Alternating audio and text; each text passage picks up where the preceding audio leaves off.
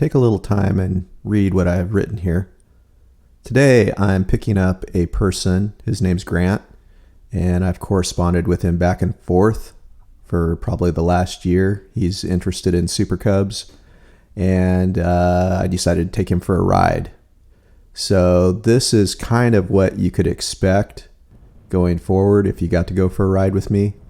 I'm picking him up at Kelso, Washington. You would be responsible for your own transportation and accommodations. You get basically a few hours with me, maybe more than a few hours. I think Grant and I met up about 10, and I think he was with me until about 4:30 in the afternoon. It will probably be different depending on what the weather is each time and what our adventure will look like. But if you're interested in it, send me a video. Keep it under a minute or so. The funnier the better. And I've shown a few videos of myself as examples of what you could do. Any of the videos submitted, I may or may not use in upcoming videos I make, so keep that in mind. When you are filming, try to do it in landscape, so that the video fits my screen properly when I go to format it. Have fun with the videos. They don't have to be aviation related, but keep them clean. So I had no idea how bad my friend's circulation was until I came on this trip. We were going to split a mountain house for lunch. And so what does he do? He wipes his stinky feet all over the bag so he can warm up his toes. Who comes up with these ideas? Guys that are desperate. Yeah, I guess. So Greg brought a set of chest waders all the way from Washington to Alaska, and knows we're going to be crossing multiple creeks and marshes and everything. But what does he choose to do? Pole vault creeks. Let's see how this goes for Greg. There, yeah, look. Got too much weight. No, you can totally make it. If you don't make it, then you'll get wet. That's the worst thing that can happen. Trying to see how I did it last time. I don't want to do it that way because I screwed up last time. You want me to, if you have a problem with the, if you want me to take the backpack, I can. It's cheating. It's really not what like one of your viewers would expect, or my family, or anybody. It'd be embarrassing for me, actually, if you did that. Embarrassing? Yeah, that's kind of, yeah, embarrassing, like I was saying. Okay, ready? Okay, ready? I don't have a good start here. Doesn't really matter, because if you don't make it, it'll be better. Shit. We all know it. We're all saying the same thing. I bet he's not going to make it. Whoa, I'm like way impressed. All right, I'm going to walk across. What you doing there, Greg? I'm getting my trail mix.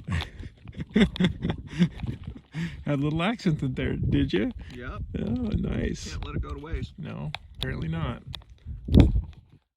Back to the day with Grant. I got up this morning and the wind is just howling at my place. I really wanted to fly the Super Cub, and Bushwhacker and the Super Cub were both at the house today. So I basically started the engine and I kept looking for a lull in the winds because they were coming and going pretty severely. And when it looked like they had kind of subsided for a second, I put the power to it and blasted out of there, which I don't know if you've ever seen a bird. Well, I'm sure you've seen a bird flying in very windy conditions. That's what it felt like. It was not fun. The wind was out of the east, which is good for landing, bad for takeoffs. And down on the Columbia today, right now, they're out of the north. I've had quite a few Bush-type airplanes over the years now, but man, I just love this little yellow Super Cub. I just picked up Grant at Kelso, Washington, and it's only a minute or so from Kelso to Cottonwood Island, which is where I'm going to stop first. And from there, we're just going to kind of play around on the Columbia for a few hours. I've landed this first spot many times over the years, and I've included video from another time that I landed this spot just to show the shock and the tire and what they do when they hit this pretty large bump at the beginning of it. What makes the first spot interesting is the pretty large rut that leaves a pretty good sized hole for my wheel to actually hit and come up against, and you'll see the bush wheel fold underneath and twist. And that's what's really amazing about these bush wheels is you can hit stuff, and if you're running them at 2 or 3 psi, it just takes all the abuse and shock out of the airplane. The gear has come a long ways, or I shouldn't say the gear, but the shock. I'm running the Acme Gen 4s, and you can see the travel on those where they really do work. They're moving and absorbing a lot of the hits that I take also. So the shocks that we had 10 years ago are, crap compared to what we have today. If you haven't figured it out by now, I use the throttle or power to control where I'm going to touch down at. And if I get caught by a big sinker, my hand is already on the throttle, so I can add power right away. I don't have to reach for anything. You'll see quite a few shots from inside the cockpit this time, and it's Grant holding his iPhone recording the video. He then uploaded it to YouTube so that I could have access to it.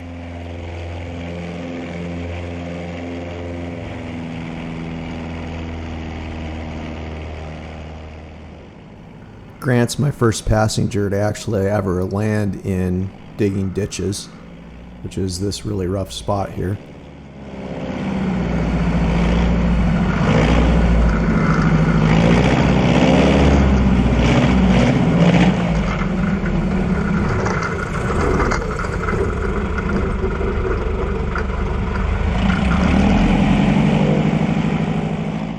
I keep hearing this rattling sound from whatever's being recorded, and I think I kind of figured it out. It's the handle on the clamp that is vibrating that I have attached to the strut.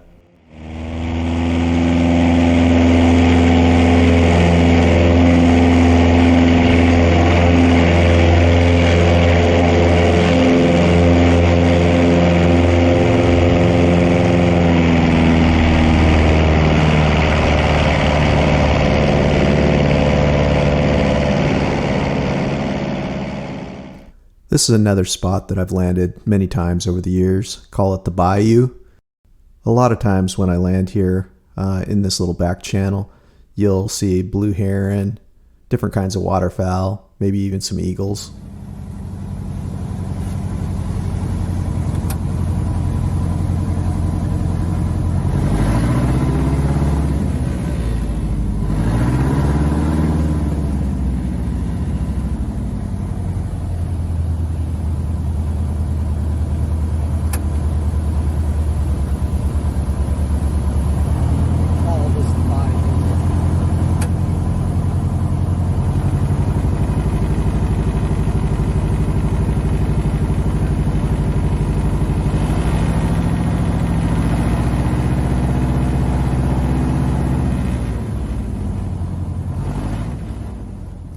The grass is actually really tall today. I would say it's probably almost all the way up to the top of my 35s. And it's wet, so it's slippery too. It's like being on skis.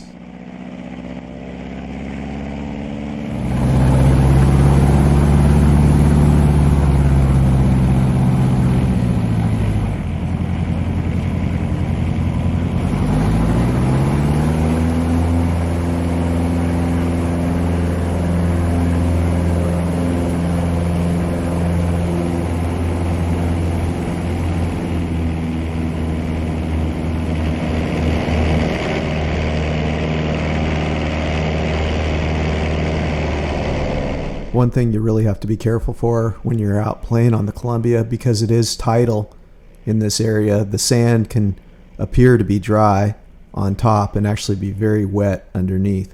So if you don't know these sandbars, it's best to drag them first, see how much the sand splatters out away from the tire as you drag through it, and come back around and look at your tracks. Many a person has gone up on their nose or even over on their back by not judging how wet the sand can be. So heed my advice.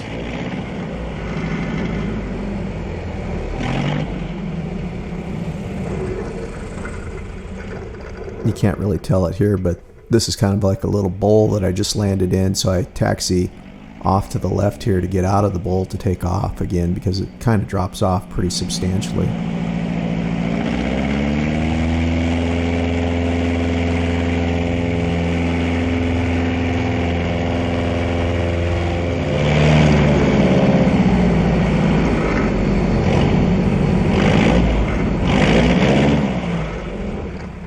This one here, you could go around on.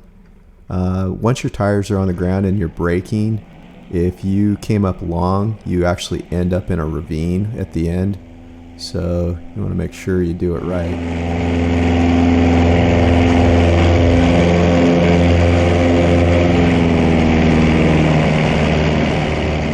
I think Daryl just couldn't resist showing me how much faster his pacer is than the Super Cub.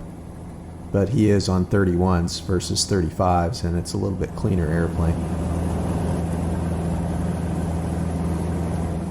Daryl's landing this spot here, and Grant's filming him with the iPhone. And it looks like he's really got it made, but what you don't see is his tires are just sliding. They're completely locked up, and because the grass is so short and wet, it's like being on skis. It ends up being no problem. He has enough room, and there's really nothing to cause an issue at the end, so he just sticks it out at that point.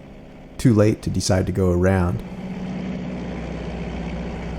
This is the same spot in the Super Cub.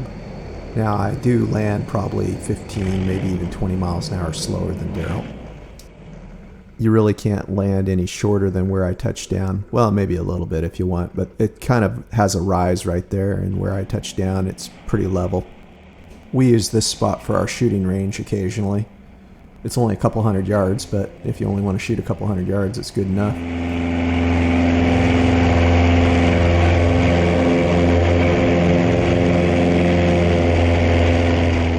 We went to lunch and had lunch in Woodland.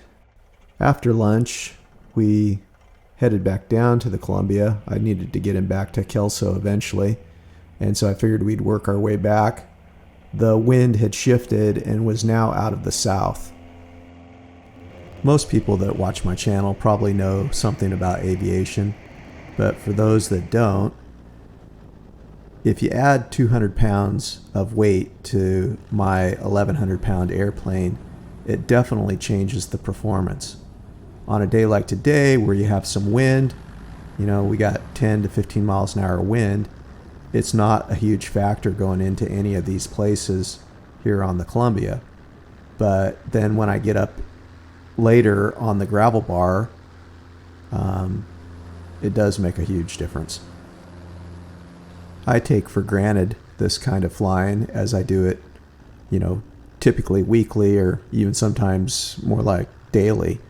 And so going in and out of small places, I don't think much about.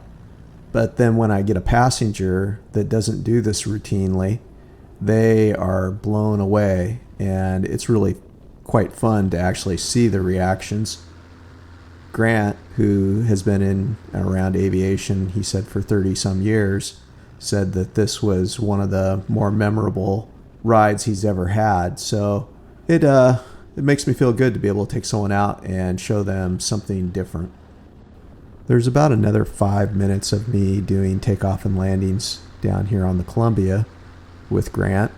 And then I head to Kelso and pick up, I think, about 16 gallons or 2 hours worth of fuel. And we head for a river with gravel bars.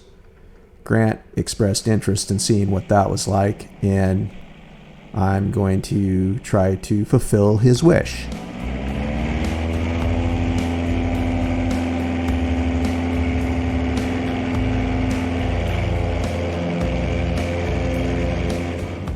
So this is the moment in the video where I send you to my website. You can check out all the new logos I had done up. There's hats, shirts, hoodies, sweatshirts, and it's printed on demand. All different colors to choose from, and if you order now, it'll definitely be here for Christmas.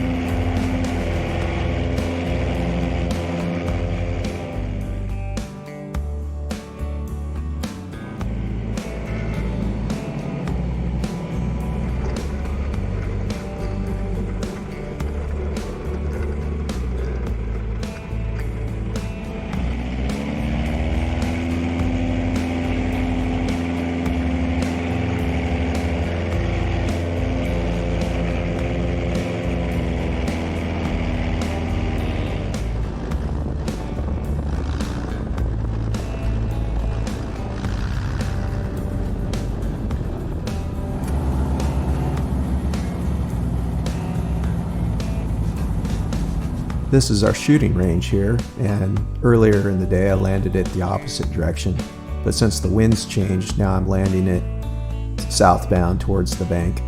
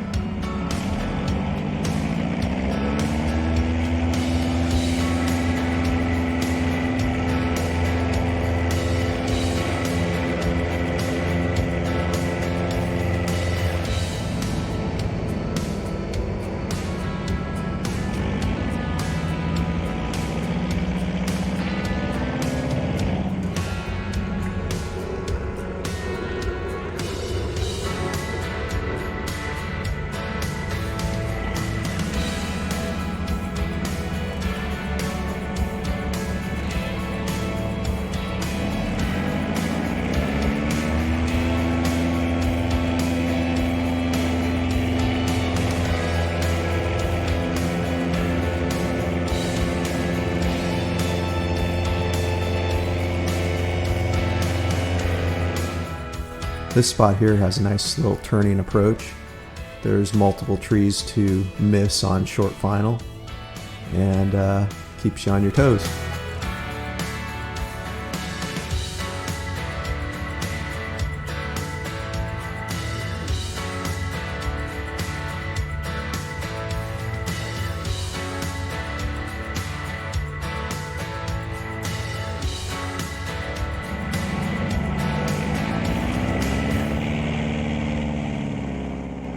Grant had the idea of going and doing some gravel bar work, and I wasn't quite as excited about doing it.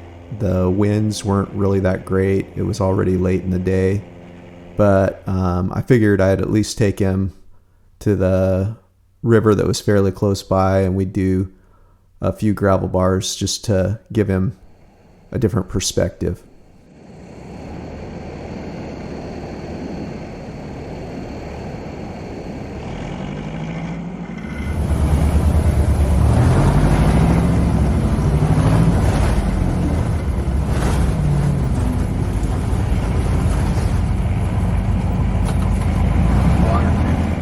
The wind here actually ended up being non-existent, so we continued on.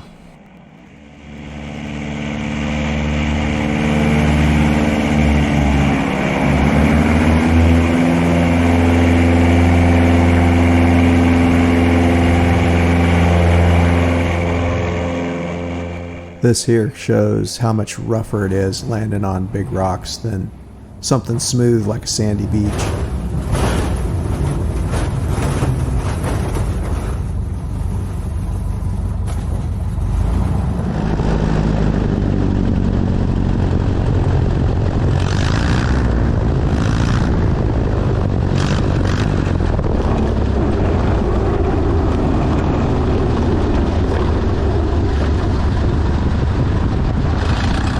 In the Super Cub, I always pick up my tail when I make a turn at the end of a gravel bar. It's just easier on the airframe.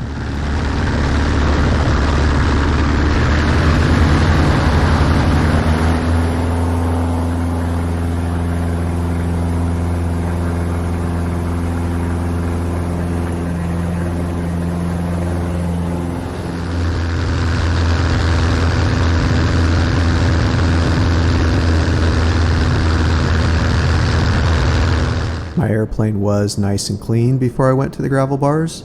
Unfortunately, all these gravel bars were all covered in a silty mud. Threw mud all over the bottom of my wings, onto my windscreen. Anyway, needless to say, my clean airplane needed cleaned again. We went from having 10 to 15 miles an hour of wind to really not a huge perceptible difference in wind, whether it was upriver or downriver. And with the extra fuel, Grant, I had brought along my camera gear. So we were probably at, I would say, 1750 for weight. Airplane wasn't performing like it did earlier. And there's a little gravel bar that I really wanted to land up here, but it just, there was no way. I just couldn't risk not being able to get back off of it safely. There are gravel bars and places you can get into that you don't have the horsepower to get out of. And so that is the main concern when you're landing for me is, can I get back out of this safely? Usually it's not can I get into it, it's can I get back out of it.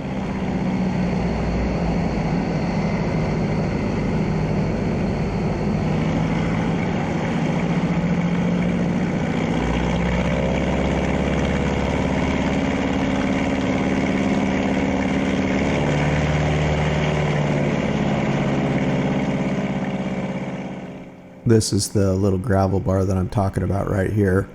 I'll run my tires over it just to kind of judge the distance. But once I did it, I knew that it was marginally unsafe to get him and me back off of it.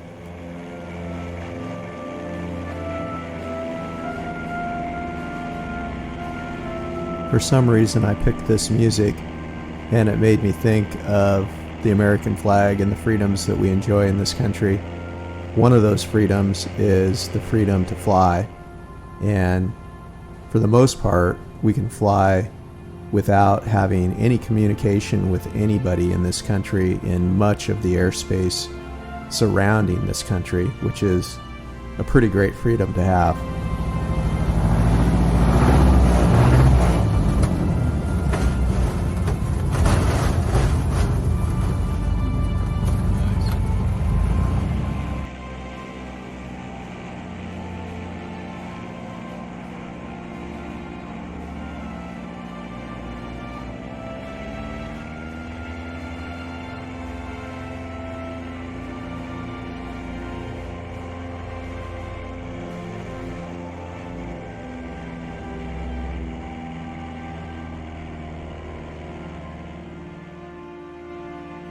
I met Grant through my YouTube channel. It was great spending the day with Grant. He has a lot of the same interests I do, so it was an easy friendship to form. And I've made quite a few friends over the internet, so this is just another person to add to my friend list. In the next couple months, I'm going to review the videos that are uploaded to YouTube. So send me a link to your video, and hopefully you'll be one of the lucky ones that gets to ride behind me in either Super Cub or Bushwhacker. I listed the parameters at the beginning of this video, so go back and review them.